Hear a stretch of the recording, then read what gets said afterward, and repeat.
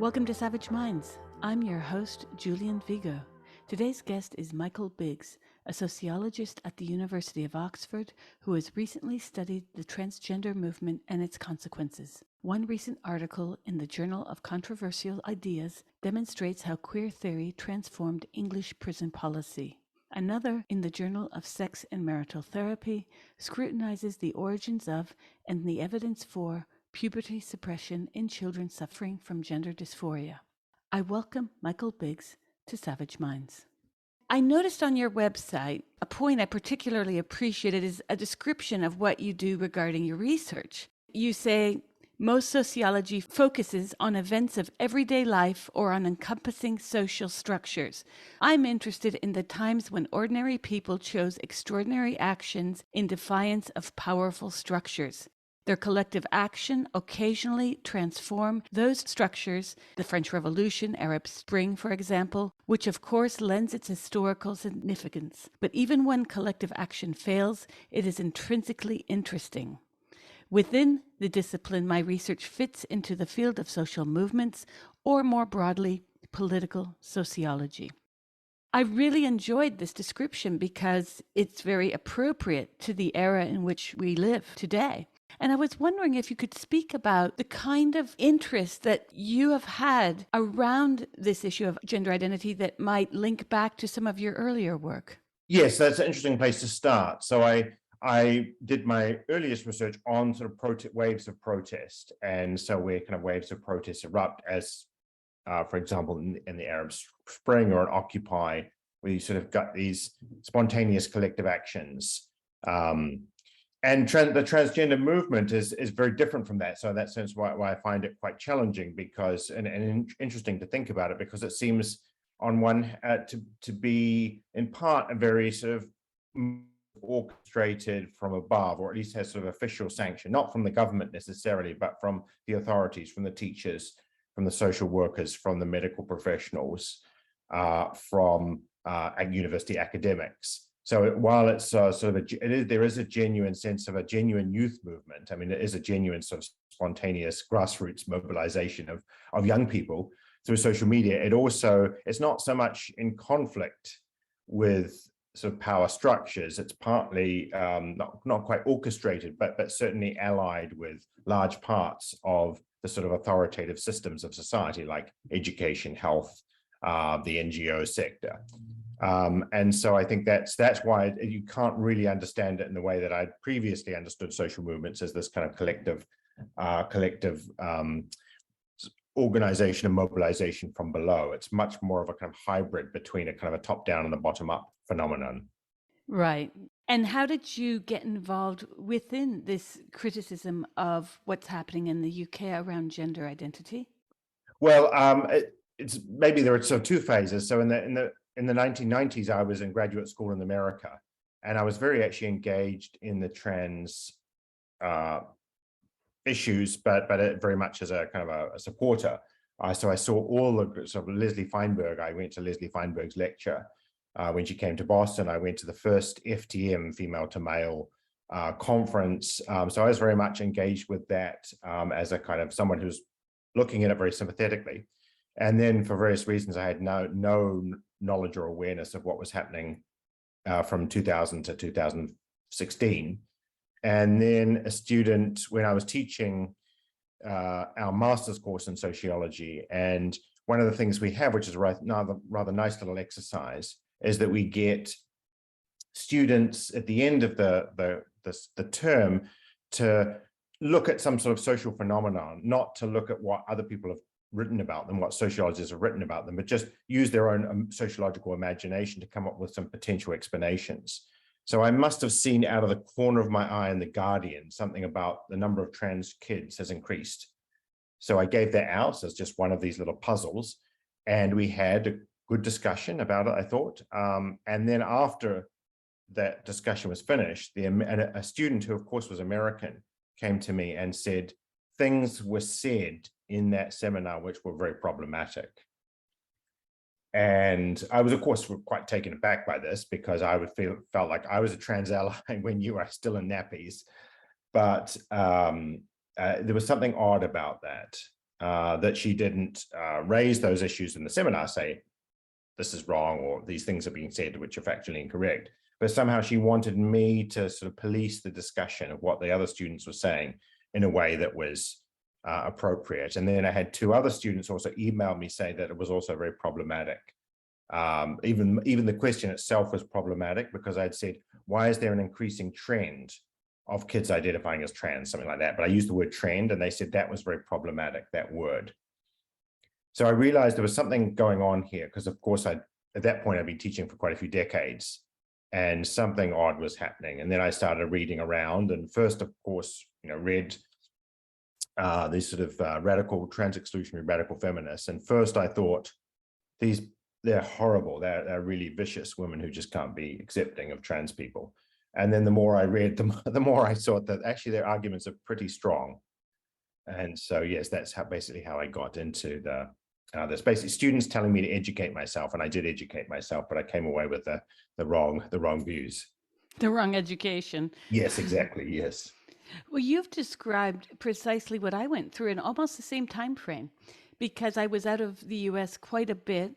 I was involved in the gender theory biz, let's call it that, what it is now. I had it as a graduate student. I was asked to teach queer theory at NYU, but this was back in the early 90s when queer theory was about gay liberation. I even didn't see the writing on the wall for where this might have headed. It was about evidencing gay, male, lesbian spaces and bodies and desires and cinema.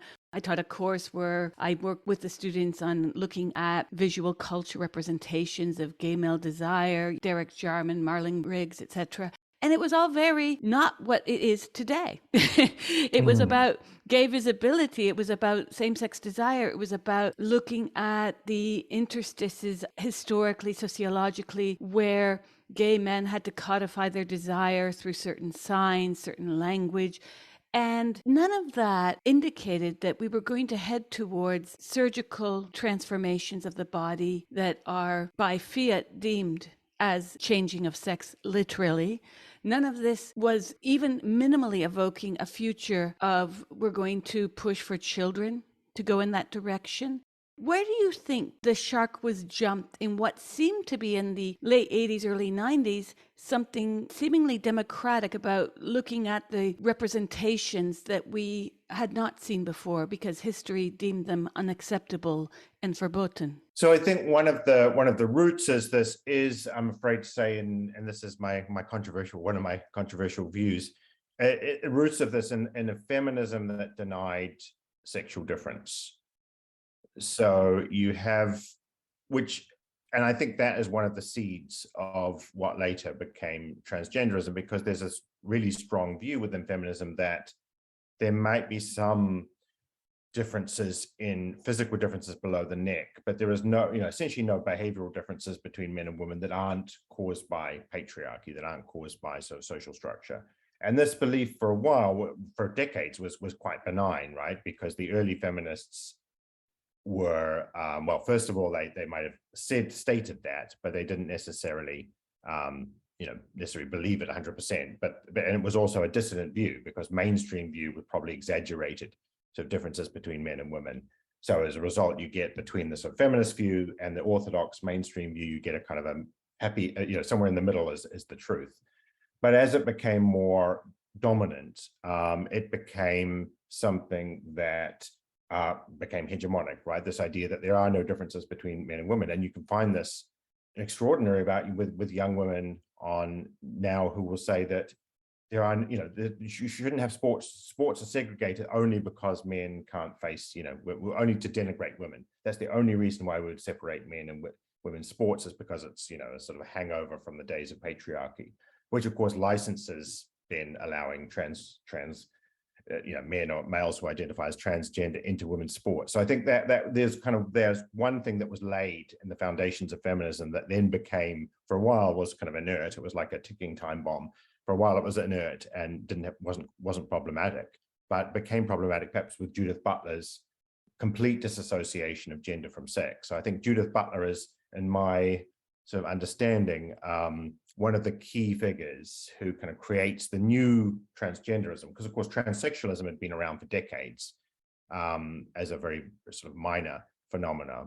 And then I think transgenderism really comes from Judith Butler, or one of the sources is Judith Butler's notion, very radical notion of gender as kind of performative. She sort of shifted between her first book on this, Gender Trouble and Bodies That Matter. In Gender Trouble, gender is performative, but she refers to that performativity in the quadrant of the social. Suddenly, in Bodies That Matter, she does this twist on that where gender is linked to the body itself, not necessarily a separate valence, such that you can make a cake, you can garden, and no one will say, Michael, are you a woman? And similarly, I can wear dungarees, I can go bowling, and no one's going to wonder if I'm a woman or not. But in that second book, Analyzing Gender, we have to put this all in quotes too, and I'll get to that in a minute, why it has to be in quotes. But she shifts towards the somatic as a repository of truth. And this is something we see that's strung out over these last decades since the publication of that second book, where people get in this weird cycle. I call it a Moebius strip, where they say, but sex is socially constructed, gender is somatic. You've heard this, I'm sure. Sex is between the legs, gender is between the ears. This lobby has gone to great lengths to try and show, again, in quoting marks, that the brains are different of transgender people. There's been no conclusive evidence at all on this on the scientific front. I've had Gina Rippon on the show as well to discuss this. Then they try to say, well, I want to be my authentic self, and by matching my gender identity to what feels right to me, well, what they're referring to when they say gender identity, they're talking about sex, because you're not going to go to a surgeon and say, please operate on my gender identity, and she is going to look in her Grey's Anatomy for where the gender identity is located. It's obviously a sex change, right? What in the day was called that, or transsexualism.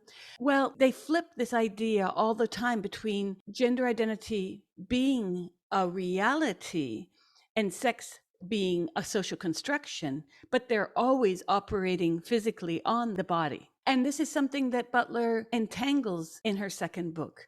The first book, which is going back to why I said all this analysis of hers in quoting marks, is when I've taught that book, I could never even give graduate students more than a chapter or two, because it is incomprehensible, most of it. Okay? I mean, it's no surprise she won that bad writing contest back in the day. It is one of the most incomprehensible, overrated books of our era. One must wonder if some of the intrigue around Butler has been the fact that because the book is so unreadable, it's like the 8-ball where you shake it, whatever pops up on that triangle that floats to the top is your answer.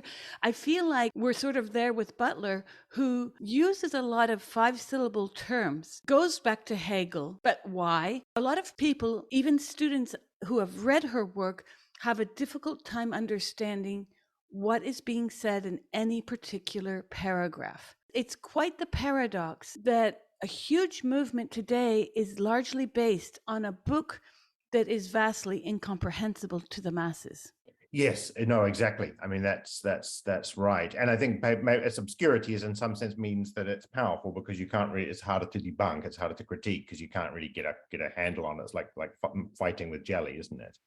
Well, yes. I mean, Michael, just get educated. If you don't understand her book, you must be transphobic. Yes. These are all very good retorts that we've seen over the last many years on social media. But this begs the question as to how you and I were in the States around the same time, in academia, working on our graduate degrees around the same time. And I'm sure you noticed this, how many feminist studies departments were either undone, replaced with gender studies, or twinned feminism and gender studies, or feminist studies and gender studies. And a lot of feminists decry these actions. I understand why, because it was a managerial decision to say, let's just go into that direction. This is a popular way of signing up hundreds of thousands of students who are taking out loads of loans to study at our overpriced institutions.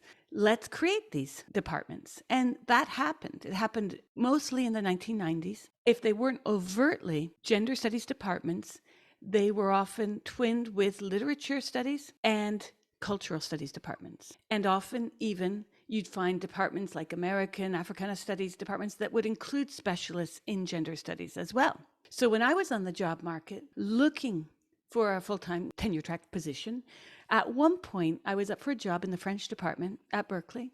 First interview with them on the phone. And this is how the interview went, because they were looking for a specialist in gender studies and queer theory. Okay. So the interview started like this. Everyone was like, are you there, Jack? Yeah. Are you there, Susan? Okay. Everyone was getting connected. And I said, hi, I'm Julian Vigo. You could have heard a pin drop, and it was very silent. And then someone said, I thought you were a man. And another woman said, yeah, we thought you were a man. And I said, this is for the gender studies position, right? I was sort of being haha. And it was quite interesting to me, the way in which a French department had set up an entire track for the specificity of gender, not Voltaire, not 16th century literature, but that. I saw this all the time in my field. I was wondering if you had some inkling as to how this came to be transplanted from the US to the UK. Did cultural studies in the UK play a role as well? What are your thoughts on this?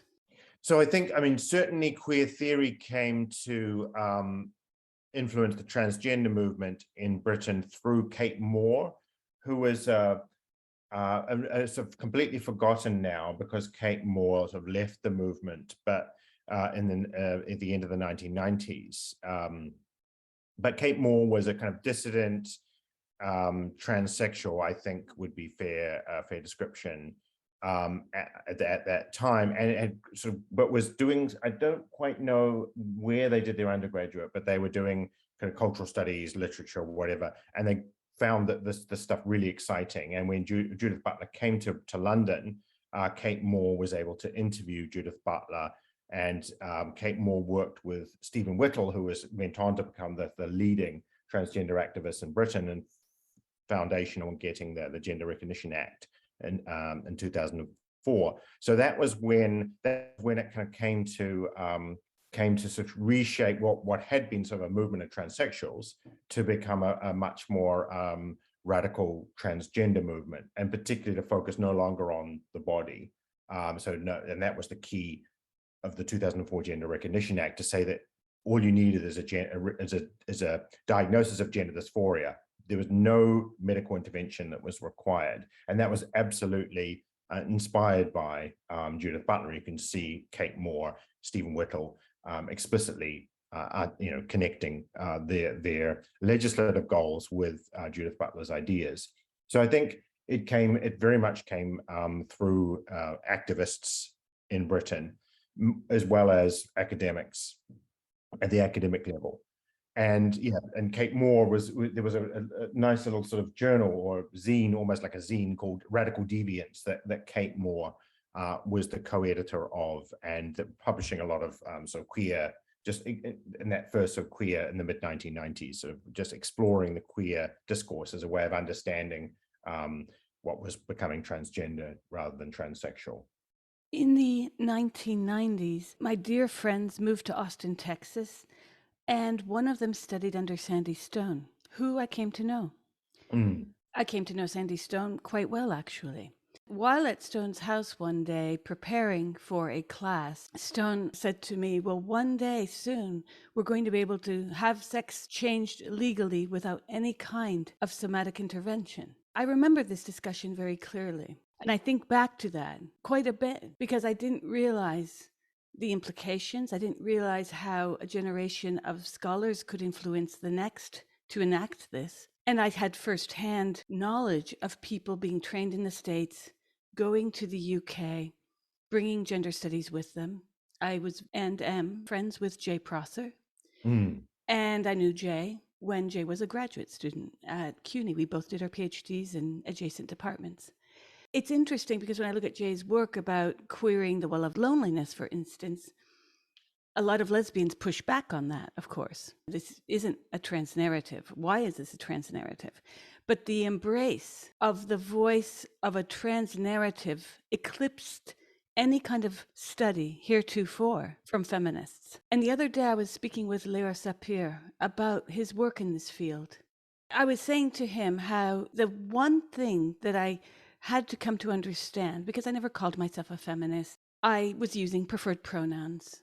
And I recounted to him, speaking with Julia Long one day in London, who said to me very kindly, "Why are you using she to refer to a man?" And I realized how far down the rabbit hole I was in, not knowing, of course, to convenient, and I know that's not a verb, but to make convenient this narrative for others.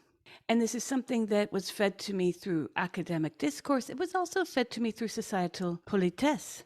I kept thinking about the ways in which we take for granted the fact that suddenly the well of loneliness as a trans narrative was promoted and pushed more than dozens of papers or books on that subject, on that particular narrative, and why that is. So I said to Leo, I said, you must understand that the feminists have a point when they say this is about their erasure, the erasure of women. And we talked a bit about that, because while he understood that, he said to me, I think that's a result, not an intention. But wherein lies that difference, really? Because it doesn't matter why someone murdered my friend. They're still dead. Well, so I think that's an interesting example of the well of loneliness. I mean, I suppose you could say cynically that after 100 dissertations have been written about the well of loneliness from a feminist and lesbian perspective, you're the 101st student, you want to sort of queer it, because you've got to see something new about it. So you can't just bang on about lesbianism. I mean, that's been done for decades at that point. So then you say, well, these are actually, this is a queer or a trans narrative. These are trans men. So I suppose there's within academia, you do have to have novel, and in some sense novelty, intellectual novelty that's associated with a marginalized identity is the thing that is cutting edge and cool and sexy. And in some sense that by the 1990s, homosexuality was no longer, cutting edge. And so you needed to move on to the next thing. And trans, I guess, trans was more interesting and more deviant and more marginalized. So I think there is that sort of intellectual dynamic of, particularly when it's linked to a kind of celebration of the marginalized. Like, we need to find more marginalized people. We've done women, feminism, we've done gays and lesbians. Now we've got to move on to something else. And the other point I would make would be that does tend to be females who are in charge of this. And I think this is what I would distinguish between the previous transsexualism, which, as Janice Raymond, I think, quite correctly said, this is, transsexualism from the 1950s to the 1990s was a male phenomenon. It was male doctors, people like John, or clinicians, people like John Money. The transsexuals were 90% male, and so it really was a kind of a male thing. Whereas with transgenderism, what's different is that this is now women. So Judith Butler, and of course the other side of that, Judith Butler at the sort of intellectual level, but the other side of that is Peggy Cohen-Ketenis, the Dutch psychiatrist who sort of develops the endocrinology to support the material basis of transgenderism. And of course, if you look at all the people who are pushing, let's say, transgenderism in Britain, Stephen Whittle had been a lesbian and is now a trans man, then became a trans man. The heads of Stonewall, the big dominant LGBT organization, Ruth Hunt and Nancy Kelly are women. So the head of the gender clinic, Children's Gender Clinic, Polly Carmichael, is a woman.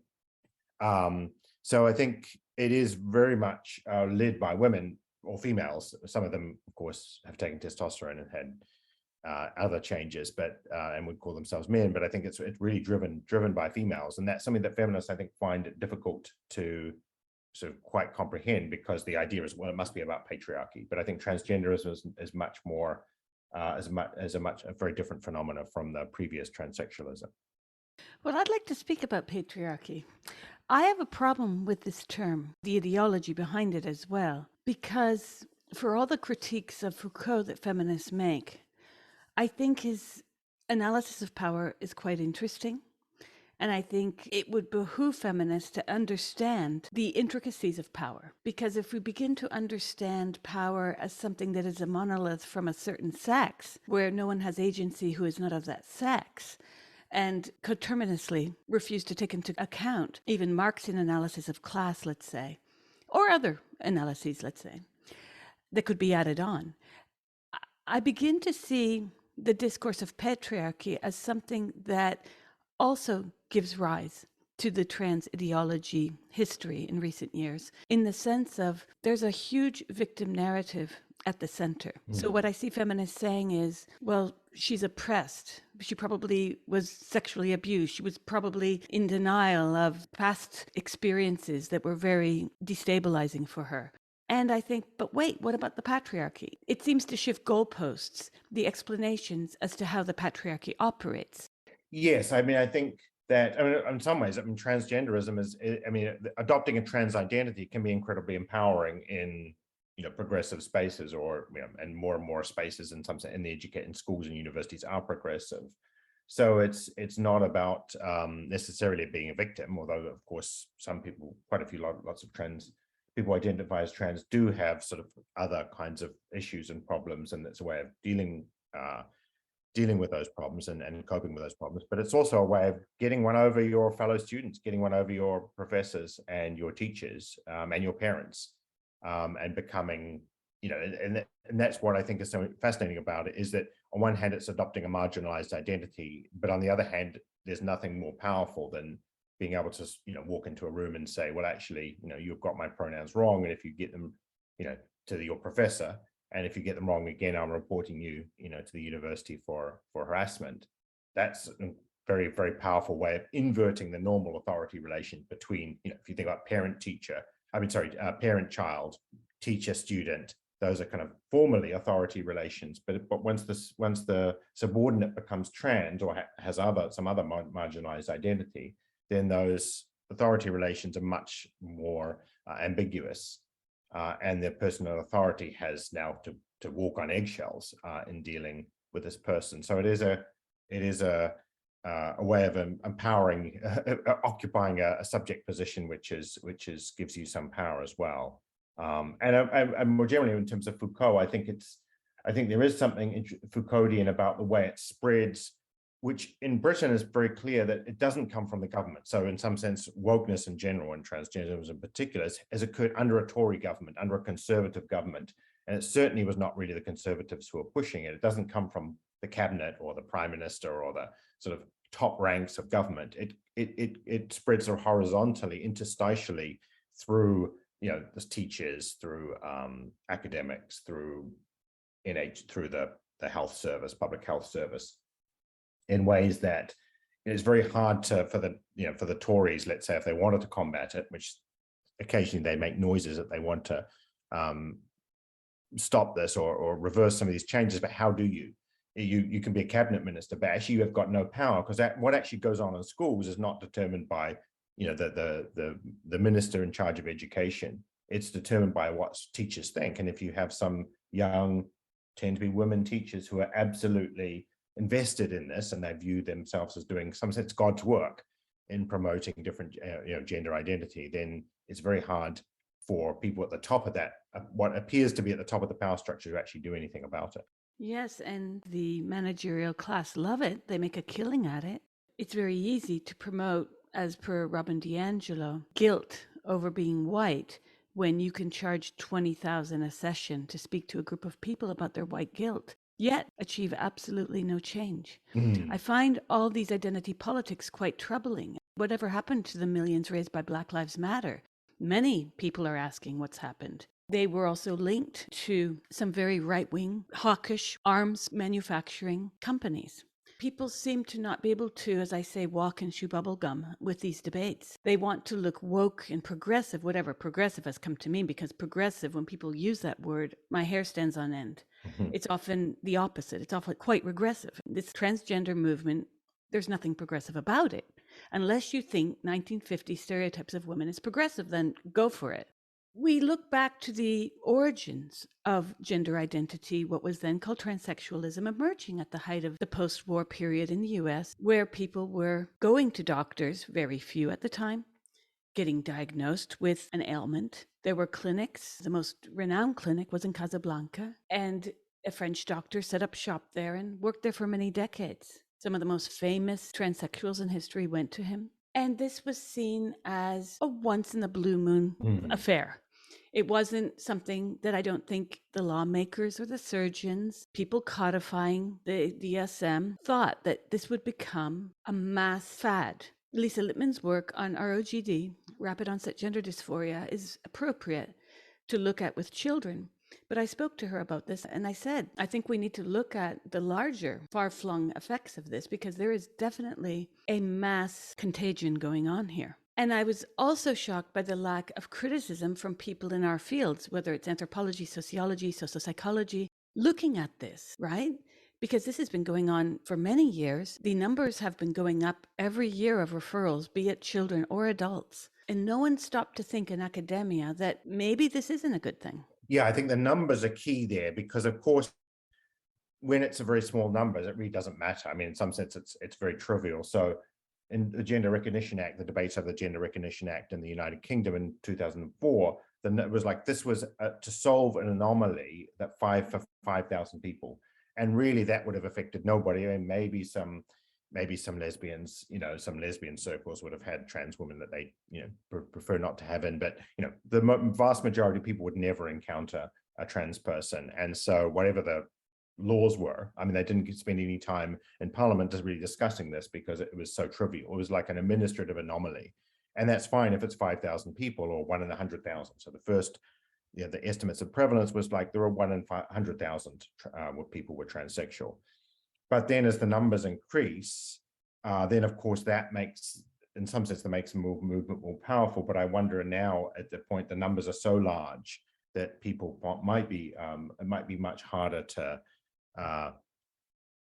for it to have legitimacy, because it does seem so obvious that, as you're saying, I mean, how could you not say something's going on here, social contagion or something, or at least it's drawing on a very different pool of people than it was drawing on 20 years ago. And yet people don't seem to be able to grasp those increasing numbers, anything other than, oh, this is wonderful because there's more tolerance, and so more trans people are able to sort of come out. But of course, that the numbers are so increasing by so many orders of magnitude, that's no longer a plausible argument. But I think as the numbers get too large, and I think people just think, and I think people are now beginning to, have more criticism of youth, what's happening with kids, because they see the numbers are just too large to be plausible now as just people with an innate sense of, of having a different gender identity, who are now kind of finally, having able to come out as trans. Because we know that, those of us who are somewhat experienced in life, have many decades of life, we know that 20 or 30 years ago, there weren't lots of, when we were growing up, let's say in school, several decades ago, there weren't kids committing suicide because they couldn't get puberty blockers, right? I mean, that didn't happen because, of course, puberty blockers didn't exist. And in some sense, transgender identities were of course, there were lots of kids who behaved in cross-gendered ways, but there weren't, or a tiny minority, but obviously there were boys who like girly stuff and vice versa, but there was no medical route for them. And so they didn't, there was no sort of sense in which they could become transgender or transsexual.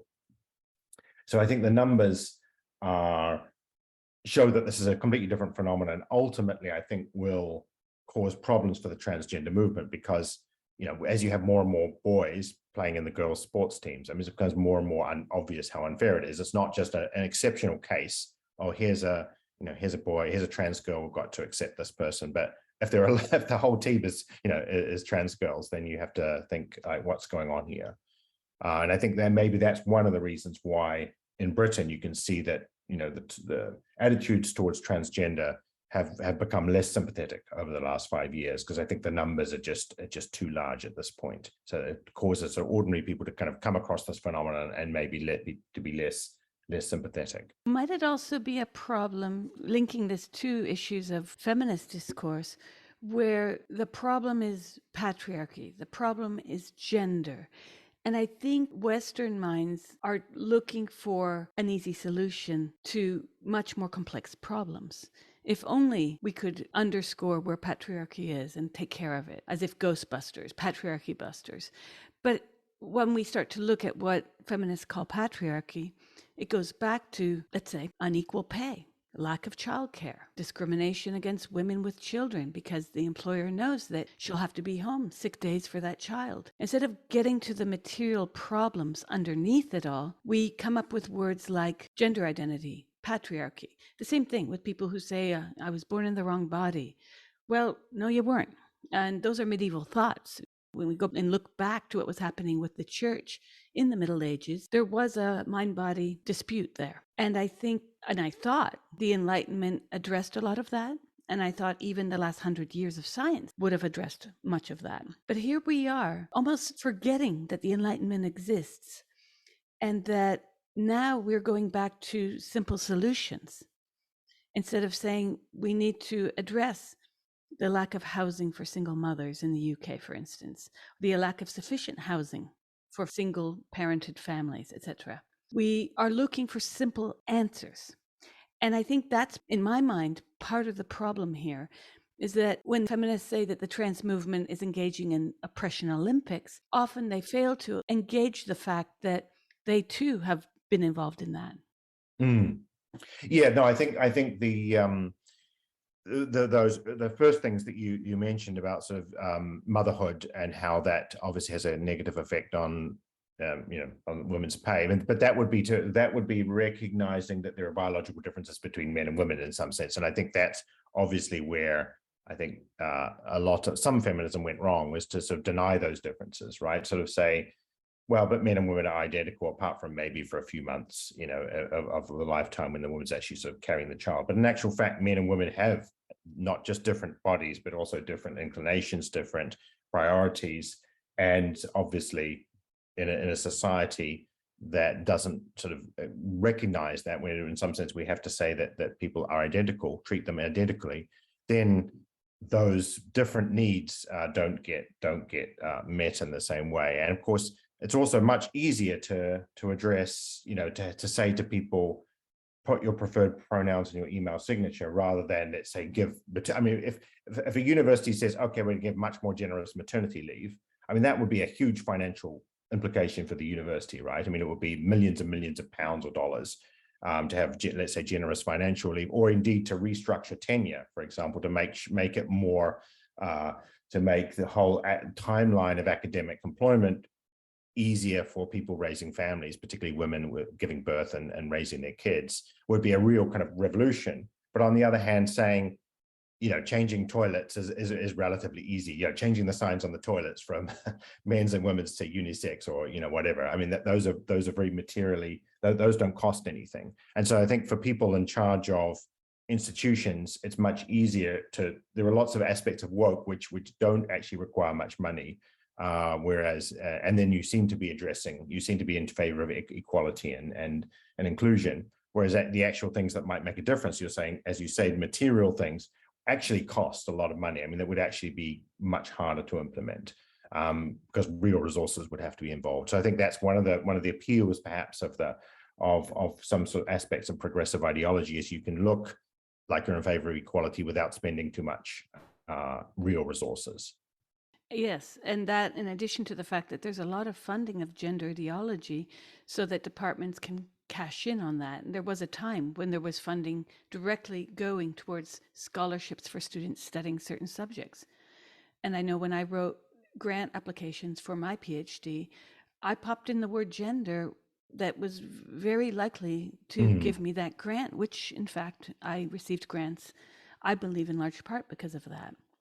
Well, and also outside universities, I mean, it's remarkable to see how much resources were being plowed into, LGBT, which are almost always trans projects. I mean, hundreds of thousands of pounds. So I remember the British Lottery Fund is very generous in awarding these, and the BBC Children in Need, which raises money from the general public and then puts it into projects. A lot of resources are channeled into projects to, let's say, go into schools and help to develop trans identities.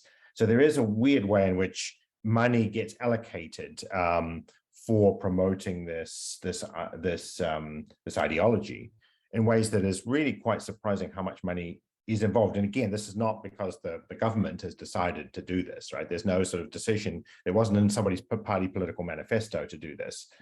It was simply that it happens sort of at the middle level through decisions of bureaucrats and sort of officials and managers, middle managers, to promote, we'll give this award. And of course, Mermaids has been very, the organization Mermaids in the Britain, which is in charge of sort of transgendering, the foremost organization for transgendering children, got money from the lottery fund and lots of sort of charitable sources of income going to this ideology, which is really, you know, most of the public would have a lot of reservations about what this is, what the sort of implications of this is, but it's somehow that they managed to get the resources in a small amount of, you know, a relatively large amount of resources compared to the population involved. So just as an example, I think it was Leicester or Nottingham, which is a relatively small city in Britain with a large South Asian population, and they had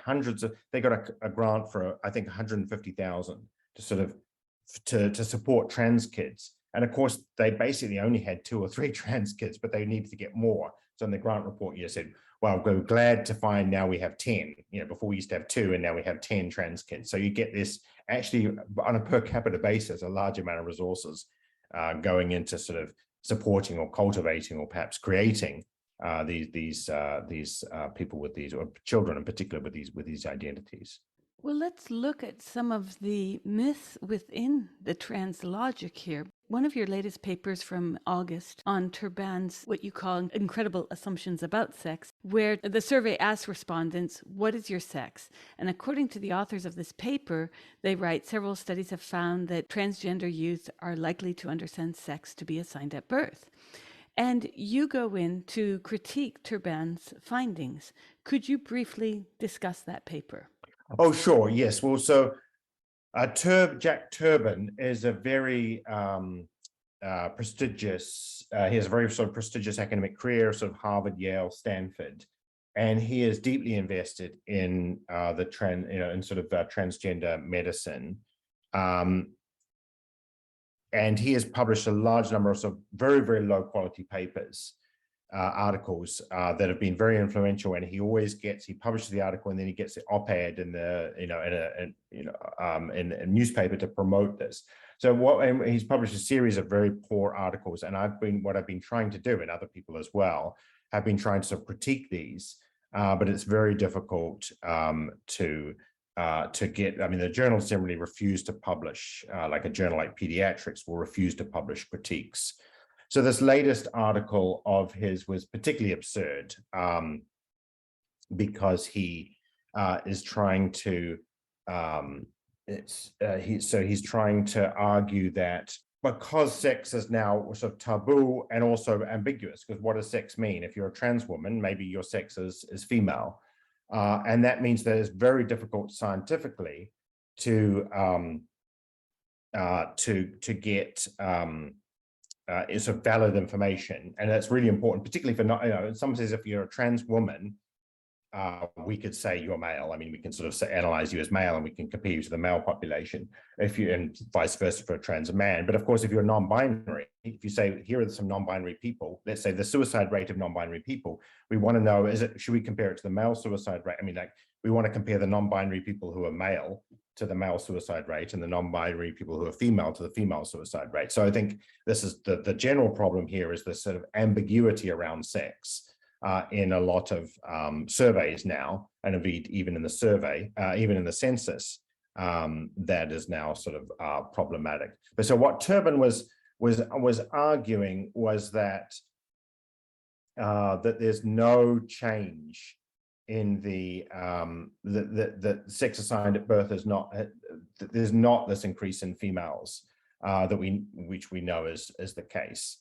So obviously in the era of transsexualism, it's almost all boys who come forward saying that they're really girls. There are very few girls that want to identify as transsexual at that point. Then over time, from the 1990s onwards, you get this reversal in the sex ratio of children coming to gender clinics or wanting to transition, and it becomes more and more females. And Turbin was arguing that Turbin was arguing against this fact that everybody understands, right? I mean, Turbin. So this particular paper was particularly ludicrous because we all know that there's been a shift from males, the predominantly males attending gender clinics as adolescents or children, to females, and Turbin is trying to say that that's not the case, which even, I mean, I think even transgender activists in the medical field critiqued him for obviously making this ludicrous argument based on obviously children young people filling out their sex as being what the sex they wanted to be rather than the sex they actually were. And I just demonstrated that he was wrong by looking at height, because of course you can also look at height, and what you find, height obviously allows you to predict sex because women are shorter than men, and you find that of course the respondents were referring to, in many cases, referring to sex as what they wanted to be rather than what they were. So yes, it was just one example of his very media savvy and ideologically informed kind of research, which unfortunately, and this is sort of idea laundering, right? Even though it's very poor quality research, it gets into the journals, and then of course it becomes like media reports. And everything he does, it gets well covered in the media. And they say, well, the science says that puberty blockers are great. The science says that this and that and the other thing. But of course, the science is, very poor articles that get published basically because he's saying what is popular, what is the kind of fits in with the current thing. Turbin is a classic example of somebody who is, I think he's really just riding this wave. He's very ambitious, and he knows what sells. And I noticed that as soon as the COVID pandemic hit, he was immediately writing lots of op-eds about COVID, even though of course he had no understanding of COVID. So I think he's very much riding the wave of what is the current thing. Maybe he has some ideological investment in it as well, but I think he's sort of seen what is going to help his medical career, his career in medicine, and well, he's done very well as a result of that. You're listening to Savage Minds, and we hope you're enjoying the show. Please consider subscribing. We don't accept any money from corporate or commercial sponsors, and we depend upon listeners and readers just like you. Now, back to our show. We see a lot of this where bad studies are cited as if they were well-researched, peer-reviewed, in agreement that they're excellent studies. And I see this all the time. All it takes is one bad study to be cited, and then someone will cite the study that cited that study, and it becomes this domino effect of citation that seems to indicate, if you look up on how many times a paper has been cited, it's been cited 87 times, it must be valid. You have very little oversight from many publication bodies. And I'm thinking about SAGE. SAGE, not SAGE from COVID in the UK, but SAGE, the publication industry. They have dozens of publications that they put out. They took aim at myself and Rebecca Riley Cooper in one article, and I wrote them about this because it was quite defamatory. Getting to the editor was next to impossible. I was given brush-offs by some administrative assistant. It was written by the person who started the Trans Advocate out of Dallas, Texas. This person has had it out for me for years since I started writing on this subject. He has been after me, so every opportunity he gets. They published in an quote-unquote academic journal a piece that was a blog entry that he rewrote, basically. Very bad scholarship, I'd say no scholarship, a lot of the history made up. And you see this all the time, where they talk about suicide stats that are in fact not correct. You've covered this. The fact that they say that we're murdered at higher rates than anyone else. I investigated this in the US with FBI statistics, and the FBI helping me to understand where their data was incomplete. They're the last group. It's male, then female, then trans-identified individuals in that order who are getting murdered. I find a lot of the myths within this gender industry troubling because they are so often repeated by major media. Yes, and it's very difficult. I mean, as you found out, it's very. I mean, all the incentives are stacked against. I mean, for starters, who wants to write a critique? I mean, if you write a critique of a paper, that's a sacrifice of your own academic career, because writing a critique, even if it gets published, is never going to be, it's not going to be cited so often. I think there was even leaving aside anything to do with transgender, but I think there was a study of critiques in medical science or in biology, and they showed that actually writing effectively a refutation of an article actually increases the number of citations to the original article. It doesn't actually do anything to stop citation. So you're sacrificing your academic career, your academic time, to write a critique. It doesn't have much effect on the literature. And then, of course, particularly if it's not ideologically, if it doesn't sort of conform to the ideological presuppositions of journals or journal editors and reviewers, then of course it won't even be published. So then you've got to publish it as a blog or something, and then it becomes very obscure. So yes, there's a real asymmetry there. It's easy to, if you're going along with the current thing, then of course it's easy to publish something in an academic journal, even if it's a poor quality, shoddy scholarship. And then it's very, very hard, or next to impossible, to publish a criticism of that. So the literature then becomes completely skewed. And then, of course, the good thing is then that, the good thing, and ironically, is that then the media can say, you see that the science says, because it's all based on actually figures. Studies show suicide rates. Studies show trans people are the most likely to be killed. And of course, the studies, as you say, are very low quality. Or completely bogus, but they weren't subjected to the normal kind of rigorous academic scrutiny, which perhaps is a kind of as a utopian fiction. But I think there is, in less ideologically loaded fields, there is kind of more, I think, scrutiny of what gets published, because people have different views. Whereas if everybody has the one view, then you can publish, research that is, that follows from that view, and nobody will kind of be willing to scrutinize it. But certainly the homicide rates is kind of that one big myth. The suicide rates is another big myth, and they're really, really hard to dislodge. Right? It's really hard to dislodge those conventional wisdoms, no matter how rigorous your own sort of research is on homicide or suicide.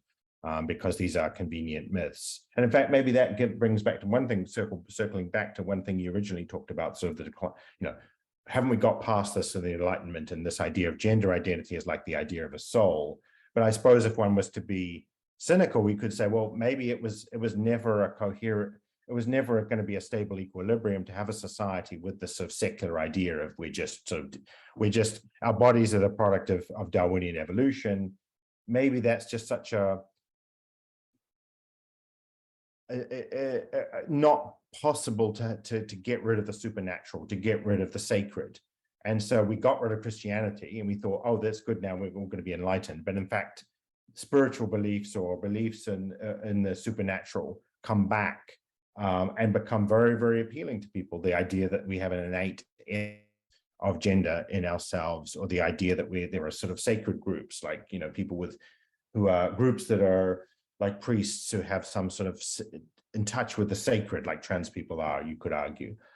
So maybe that whole idea that perhaps we grew up with we're moving towards a more secular, more enlightened, more egalitarian time, was itself not as really a sustainable at a human or at a cultural level. I've advanced the idea that we've never really rid ourselves of religion. We've just replaced it with other ideologies. And I see this within the trans movement. People are wanting to confirm what some people are saying is simply personality. Other people say narcissistic personality. But we are seeing a movement of people who say, I'm here, I exist, pay attention to me. Hence my shock that more psychologists, social psychologists, are not looking into this issue, because it screams for analysis. We're living in an era where people are struggling for work. This is no surprise that this has come out of higher education. In the late 90s, there was the crash of Wall Street. We had the crash of the dot-com. We've had the global war on terror, which came at the same time as people on the left advancing the wars in Afghanistan and Iraq.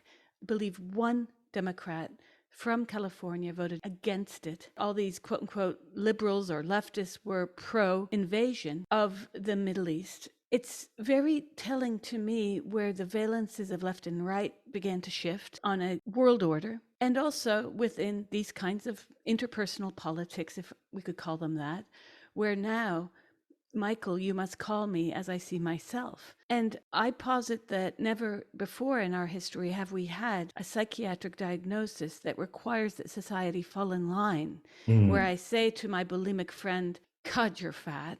Never has it been advanced by the BBC, which only recently has come out in a more balanced sense in this issue. It has for years propounded the trans narratives, giving one side of that story, never balancing them with voices that were at all critical of what was happening, eclipsing the voices of feminists speaking out.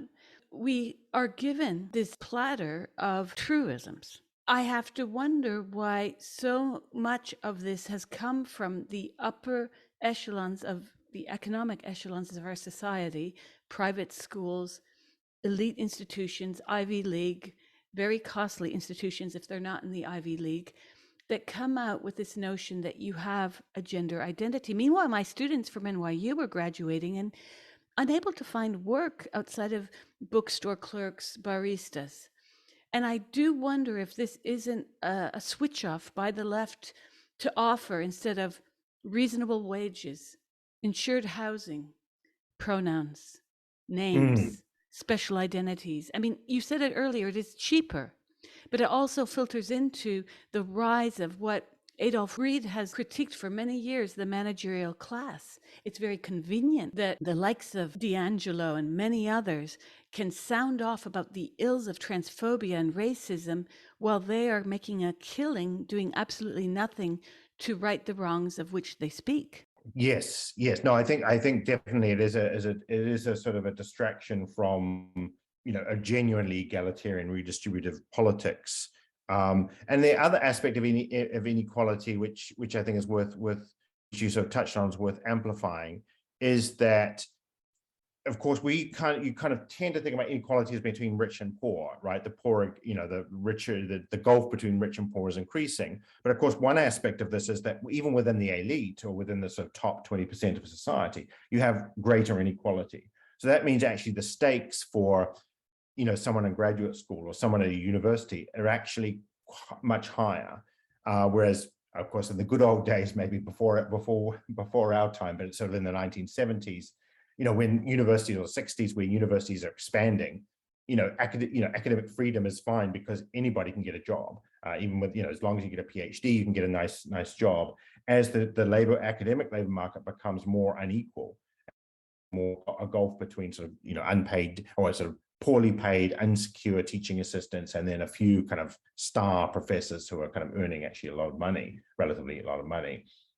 Then you get maybe more conformity, more pressures for conformity, because in graduate school, you really got to, if queer theory is hot, you need to publish on that. You can't say, well, I'll do my little thing over here. I don't want to jump on the bandwagon, because of course you won't get an interview for a tenure track job. So I think the increased inequality among the elite may lead to kind of more conformity as people become more scared.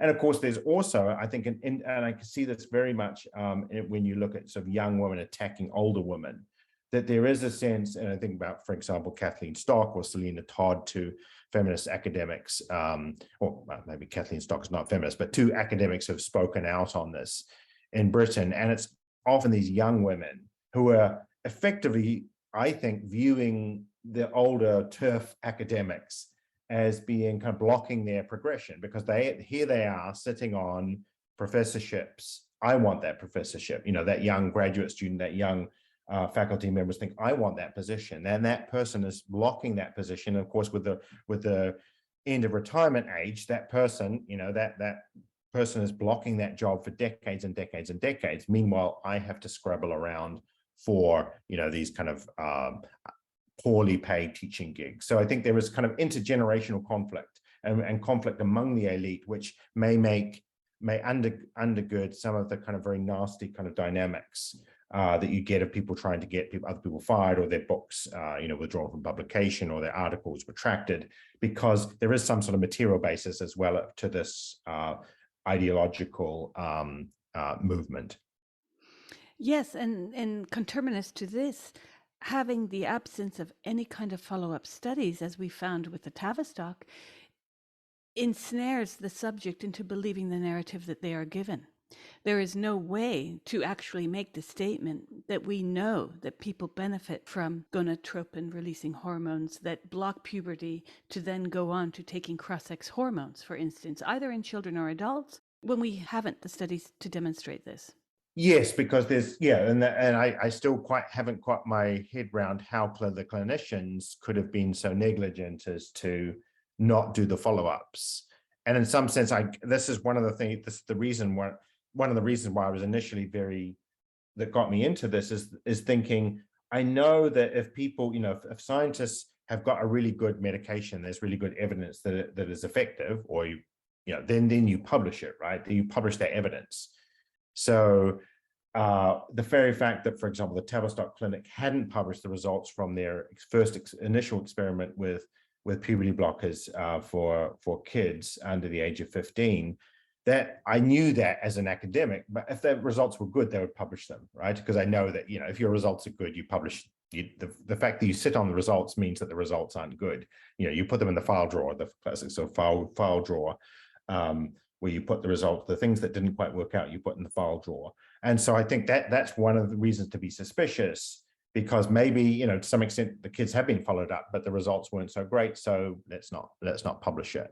And of course, the other thing is that a lot of the kids, or a lot of people, if they leave the clinic and they sort of disappear and they can't be traced, we don't know what happened to them. So if we just look at the people who are, we can kind of conveniently forget our failures because they just drop out. They're no longer in the data. And now maybe they dropped out because they were living happy lives and going on and getting on with their lives. I hope they have. But the worry is that the results weren't good for them, and that's why they didn't. That's why they no longer contact the clinic, or they lose touch with the medical, the medical people who are treating them, because the results maybe weren't so great. Maybe they didn't want to deal with this anymore. And so you have to worry about sort of loss to follow up. Is that really a really kind of a red flag? Because often, even when studies are published, they might have 40%, 50% of people we couldn't trace. Well, that's a lot of people not to be able to trace.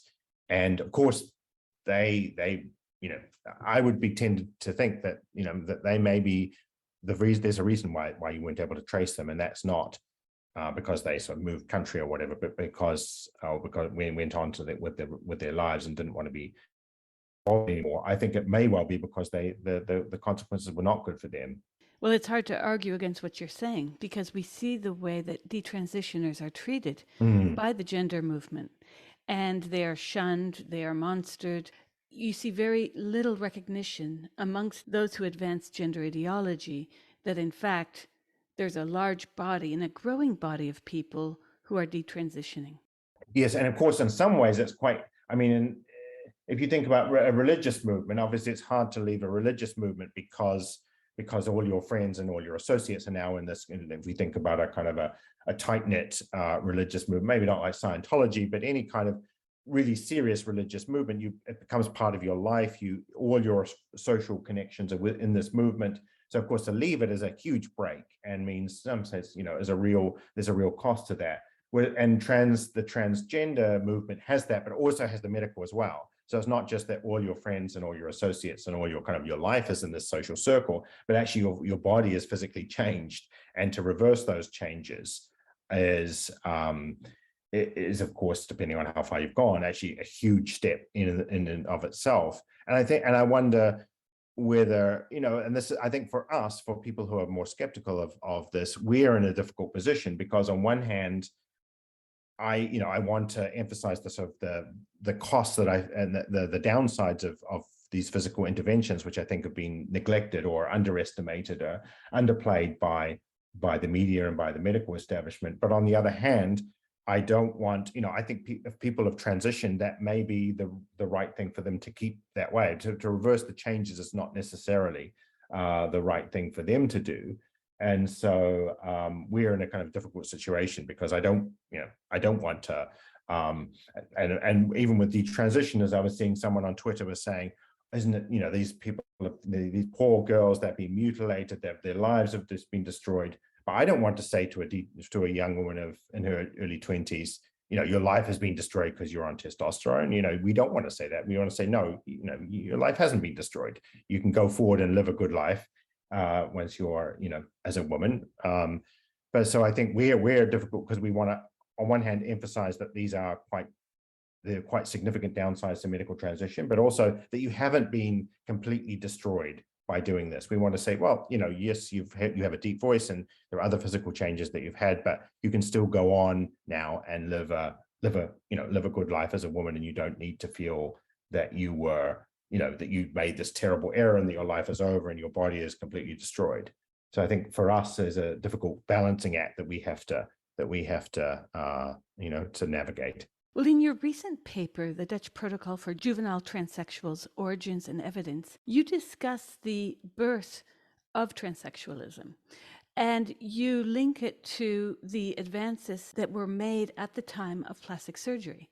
There's no coincidence to how certain novelties in medicine bear out with new diagnoses. This is something that has troubled me quite a bit, because I wonder why. Okay, in the 50s, we might excuse this as having happened, being allowed to have happened because of the astonishing levels and pervasiveness of sexism.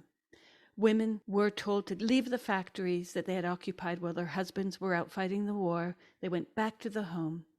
Women in the United States massively became alcoholics. There was a huge rise in housewife alcoholism because of this. And there are many studies to discuss, in fact, what happened with women who were given an about face back to the kitchen. Could you discuss a bit, aside from your paper, which obviously I want to know more about, but when you talk about the lowering the age of interventionism, which happened at the Utrecht Children's Clinic under the auspices of Peggy Cohen-Ketnes, is there not something that we might be able to learn from mid-20th century burgeoning of transsexual intervention as linked to an industry of medicine that sought to not just experiment as per the Reimer child, but to expand the experimentation to prove the modernity of our medicine, if you follow me?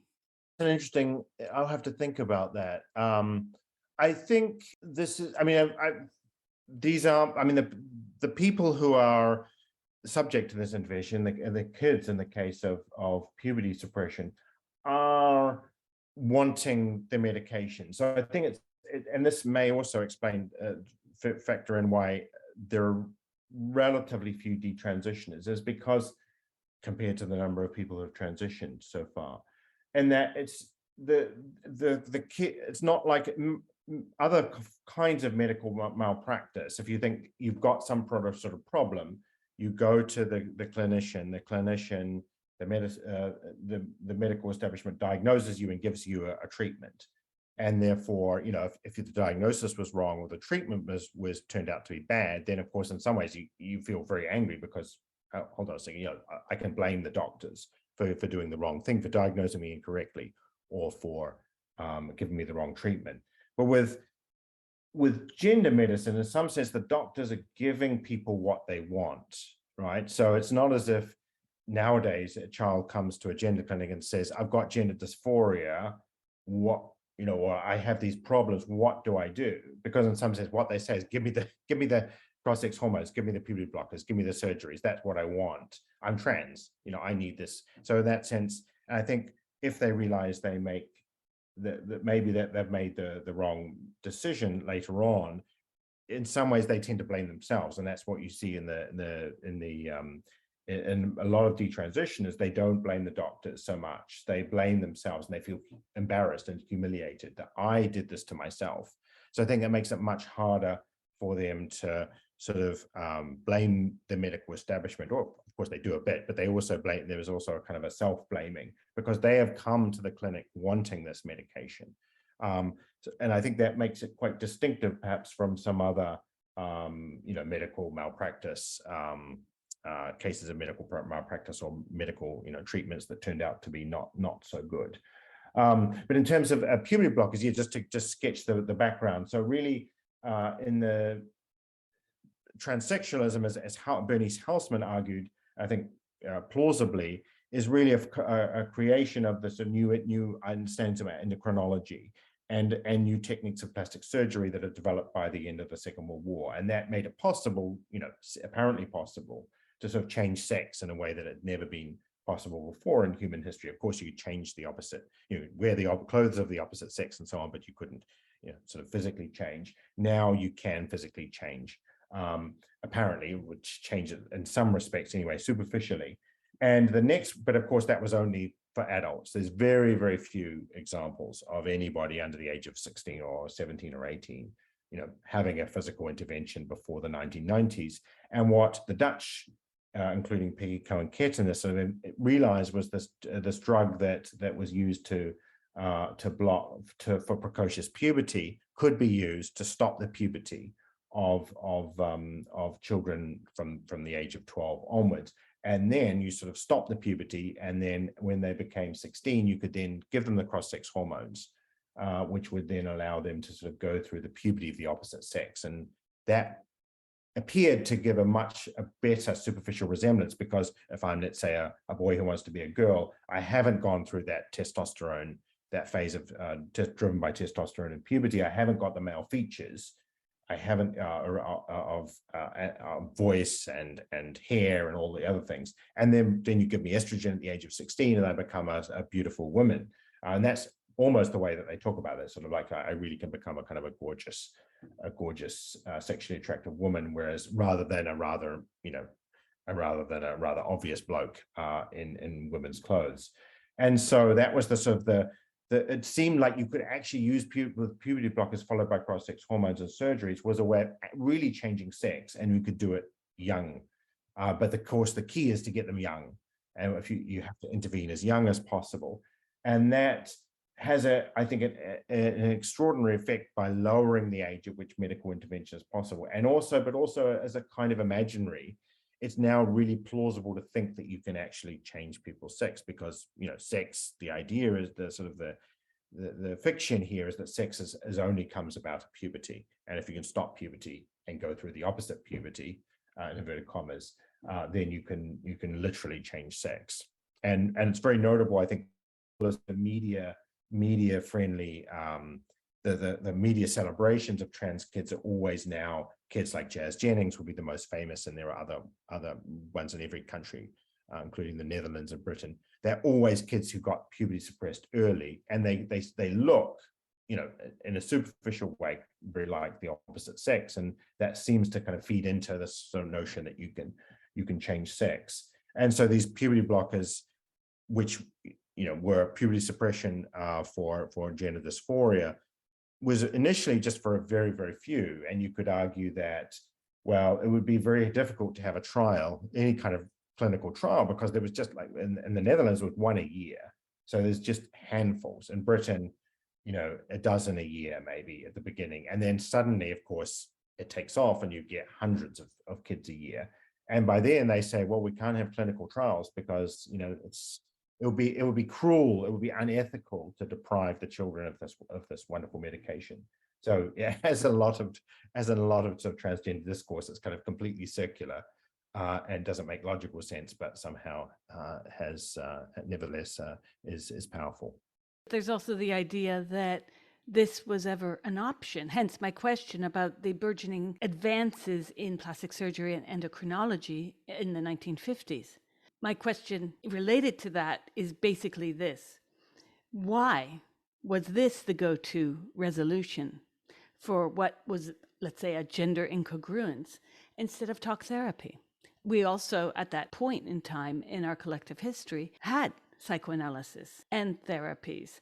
Why was that the go-to? Because one thing that struck me about the pushing by trans-identified adults on transitioning children was this, and this fits into what the feminists have been saying for some time about the misogyny at the core of this movement, is this: when an adult female takes testosterone, she will quickly develop signs of masculinity that a man taking estrogen, conversely, will not develop.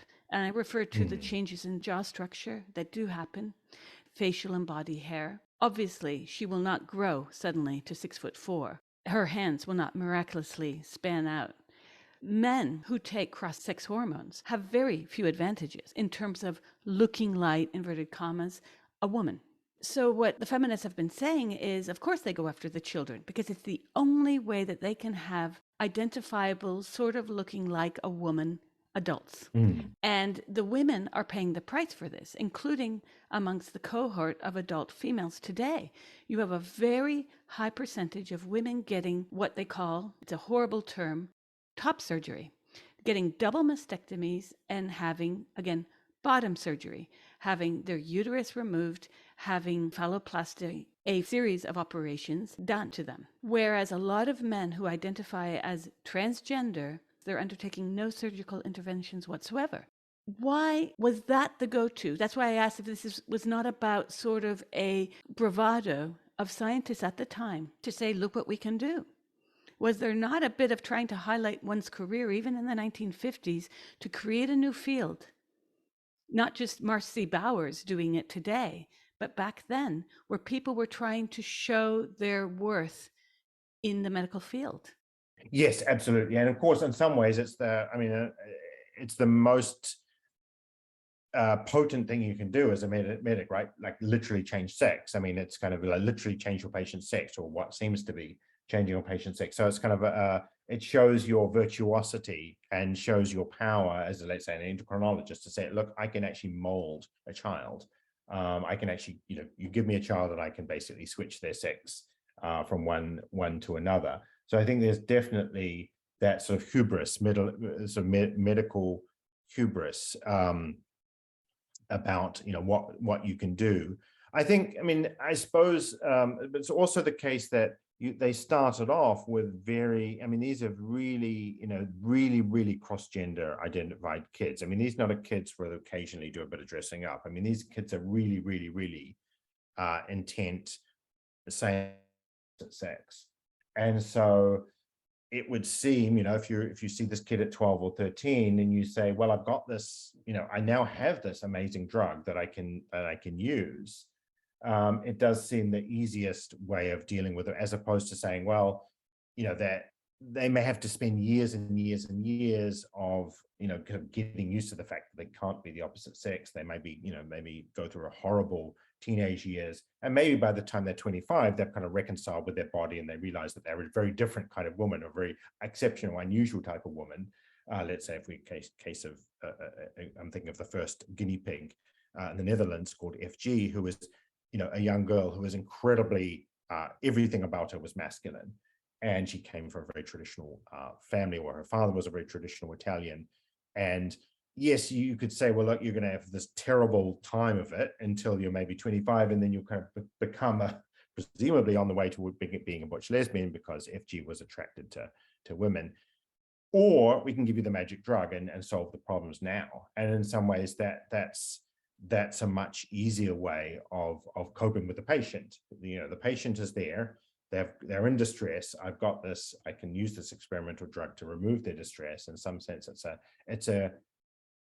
it seems to be an easy fix. And maybe one could argue that maybe there are some tiny fraction of people that's appropriate for. Possibly, I don't think I would argue that, but I think it's not an implausible argument to say 1 in 10,000 kids, maybe that's a good thing. But of course, then there's no criteria by which we don't give it to everybody, because now anybody who's slightly uncomfortable with themselves, and in some ways, what is gender dysphoria? It's just not, being unhappy, right? I mean, there's no sort of particular, there's no diagnosis, there's no objective diagnosis of gender dysphoria. So once you have the treatment, then you can then have as many people as there's no criteria by which to exclude somebody and say, well, actually, you're just going through a difficult time at school, or you're just unhappy being with your developing body at puberty, because that's, after all, what was very common in adolescence, particularly for girls, of course, because of the sexualization that they have to cope with earlier and earlier as puberty gets earlier. And also, of course, menstruation is much more of a big, so you've got a lot more physical changes going on and much more problems than boys do. And so, but there's no way in which you can not, if a girl comes into the clinic and says, I'm trans, I have gender dysphoria. What are you going to say? There's no test in which you can test them and say, well, actually you don't. You're just going through a normal kind of troubled adolescence. Right, except for all the lessons of feminism, and there have been many. It seems no clinician has taken that up and offered alternatives to this, in the sense of, I was joking when I said this to someone recently, but if someone really wants to work on issues of gender with a subject, why were there no doctors saying, okay, go home and clean your house and see how feeling like a woman works for you? I say this tongue in cheek because I'm sympathetic to people who have psychiatric issues.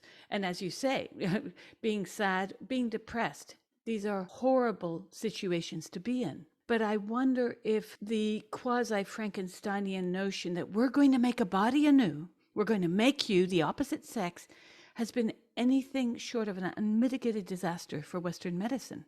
And I say this with, again, sympathy for people who genuinely suffer from gender dysphoria. But I think that even gender dysphoria as a diagnosis needs to be deconstructed here, because it is replete with sexism itself. How can we possibly look at gender dysphoria without looking at what gender is? And gender is a stereotype at the end of the day, because going back to my example earlier, if you're going to make some muffins and offer me one, I'm not going to say, Michael, you're a woman. We know that there are roles, traditional roles in society that have changed. We don't look at women in voting booths and say, oh my God, you're a man.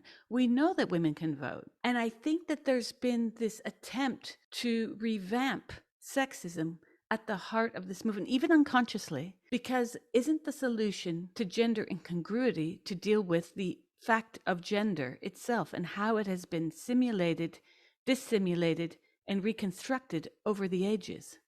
Yeah, I guess I would have a slightly different. Well, one is that I think the gender dysphoria captures now an incredible heterogeneity of different experiences. So I think, and I think that's maybe one of the reasons why it's so kind of hard to get a grasp on, and also why it's so it's been sort of so many people have kind of been drawn into it, or young people have been drawn into it. So I think one of the things is that you do have homosexual cross people who are crossed, who perform cross-gender behavior from a very young age.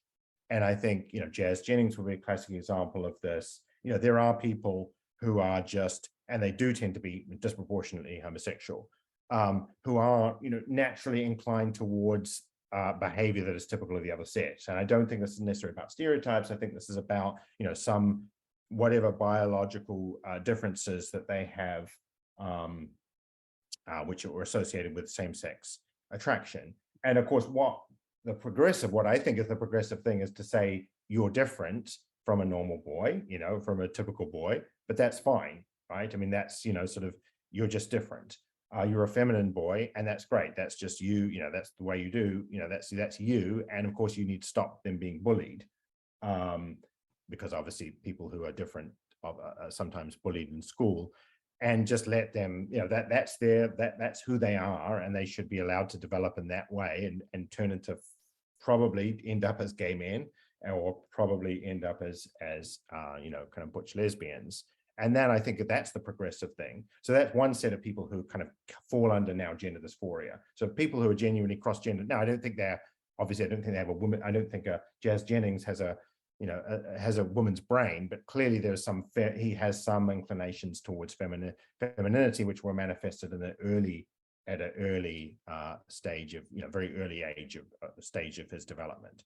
But then there, of course, down gender dysphoria also pulls in a whole bunch of different people, for people who are just have difficulty with social interactions because they may be kind of more on the autism spectrum, and they don't even behave in stereotypically ways of the opposite sex. It's just they have difficulty relating to their same sex, or difficulty with social interactions.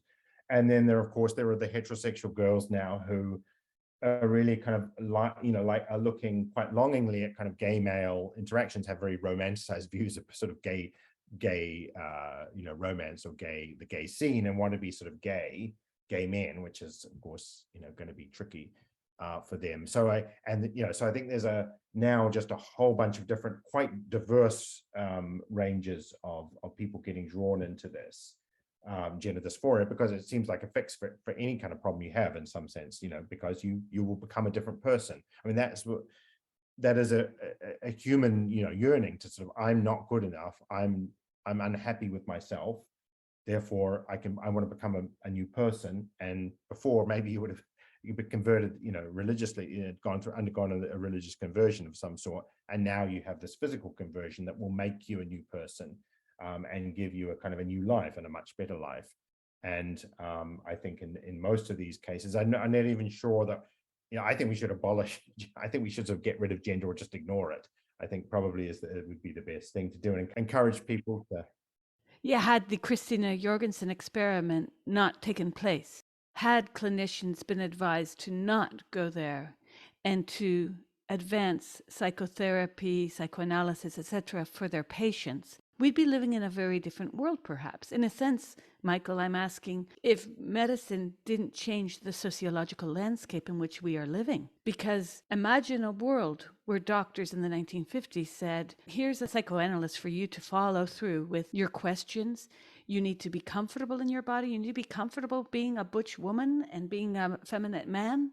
Because the greater problems are that if we were to do anything surgically or hormonally, and we know there are great dangers with these artificial hormones as well that is never mentioned, you will have a quality of life where at least you're living your true self. I mean, they like to say, this is my true self, but it's quite the antithesis of it. We're living in an artificial self that is being buttressed by an artificial pushing of society to say, yes, you are really who you say, here are your pronouns, here is my adulation of your bravery. I do wonder about how medicine has affected a larger societal change, such that today we're living in this nightmare of sorts, a nightmare on so many levels for children, for women specifically, but also for all of us, because there are many people who worry about losing their jobs because of writing a paper, of saying something, of saying simply, I don't feel comfortable putting pronouns in my email signature. Yes, no, just on, you mentioned Christine Jorgensen. Interestingly enough, who was the first well-publicized transsexual at least in the English-speaking world, in the 1950s. And what's interesting is the first scientific research, the first scientific report that was written about Jorgensen refers to him as a homosexual male who they treated in order to reduce his libido. So you could say in the 1950s, in a very homophobic, very rigidly gendered society, maybe if you have a very feminine homosexual man, maybe it's in his interests, maybe he's better off, being a transsexual in some sense. At least it's an arguable case, right? But of course, nowadays, that should not be the case. And that's, I suppose, the great sort of paradox, is just as we were getting to the point where we could say, look, people can wear whatever they want, they can behave whatever they want, that's great, that's wonderful.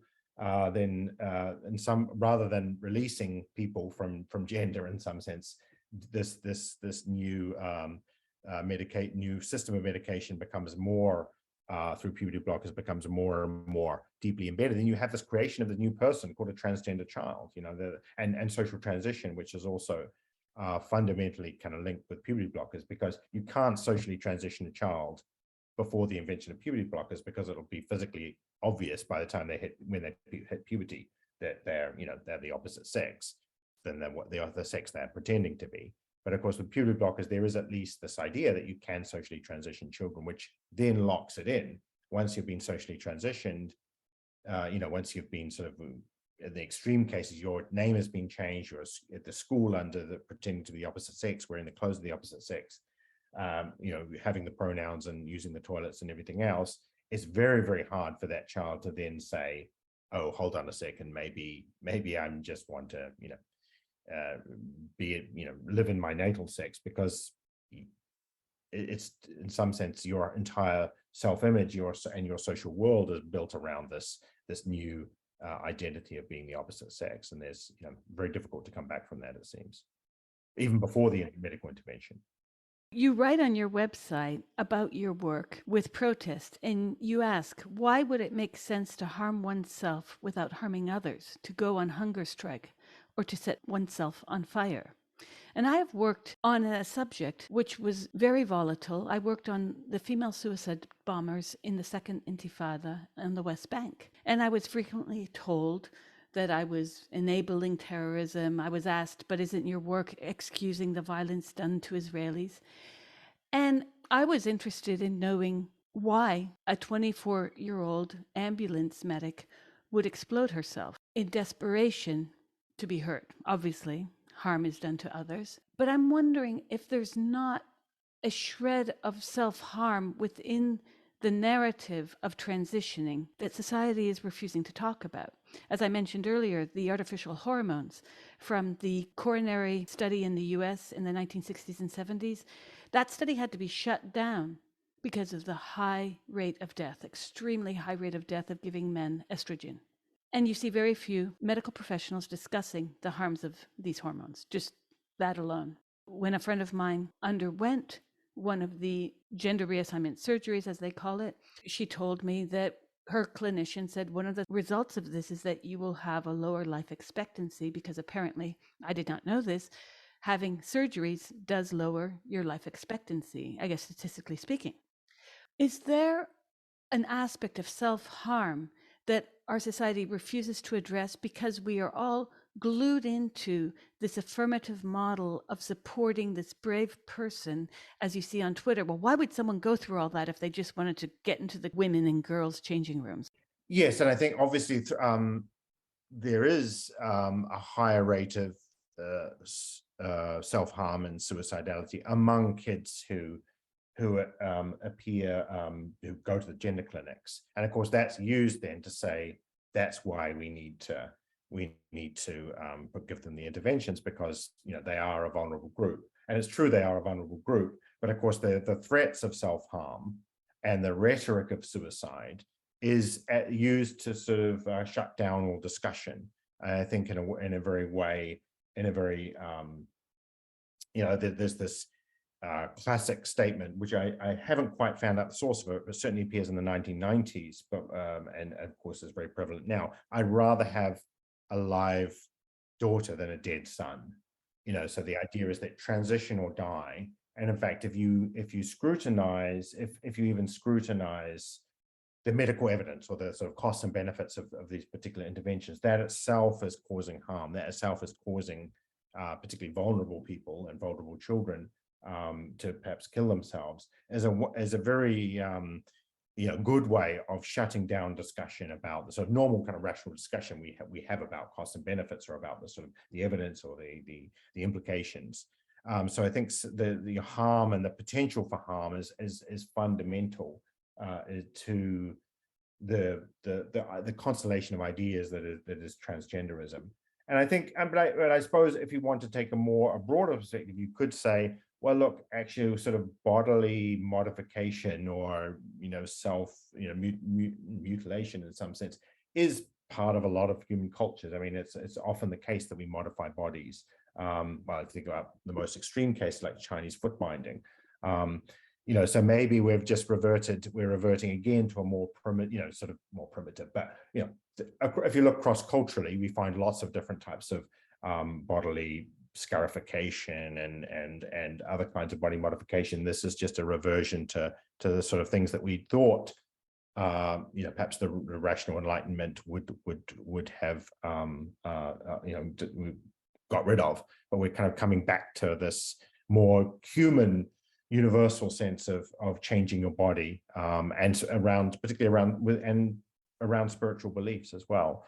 So perhaps the Enlightenment project itself, that I think probably you and I were both sort of quite invested in as academics and as growing up in the era we did, perhaps that project itself is not in accordance with some, or sort of deeply at odds with some aspects of human nature. I mean, that's a rather frightening thought, but perhaps it's a thought we need to conjure with. Well, certainly that, plus the legal aspects where people are legally changing their sex, which, as you know, in the UK caused problems for all-female shortlists, for the GRA, where women are feeling the brunt of that legality. Was it a mistake to ever allow people to change their sex?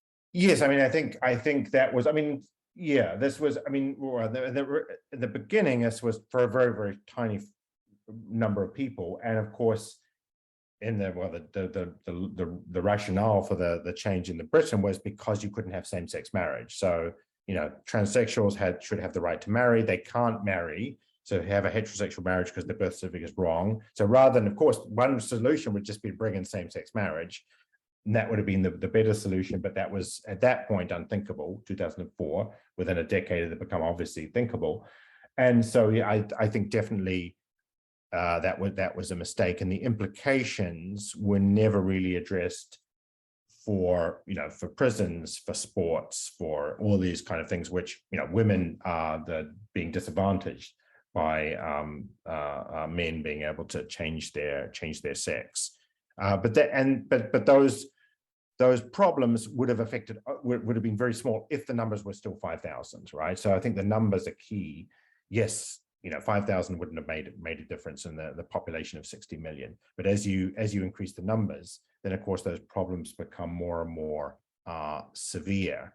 And I think yes, I think we should definitely. I mean, I think that was definitely opened up a Pandora's box by allowing, not just legally, but also as you say, sort of culturally and institutionally, because nowadays actually there are very few people who have changed their sex. But it's the sort of cultural idea that now you can sort of just simply say, or say you can change your passport without any legal change. You can change your student record. You can change these things institutionally. You can change your medical record. You can actually have I could have a medical record created which say that I'm female, even though without any legal changes, without even a diagnosis of gender dysphoria. And so all these kind of institutional changes that have followed in the wake of the legal change have created a real mess, which is very hard to now rectify, because in some ways it would be very unfair for people who have gone through physical transformations, publicly funded, publicly endorsed, publicly legitimate. And then can you really say to all these people, sorry, we're going back to biological sex? I mean, that would be very, very difficult to do. So we're really now as a society in a very difficult place, because what do we can't really go back, but in some sense going forward is going to create more and more problems, more and more anomalies. So I don't quite. So for example, just to give you sort of a numerical idea, even just a few years ago, there are 20,000 people a year in Britain going to clinics wanting sex transitions. So it's 20,000 a year. So that's a lot of people.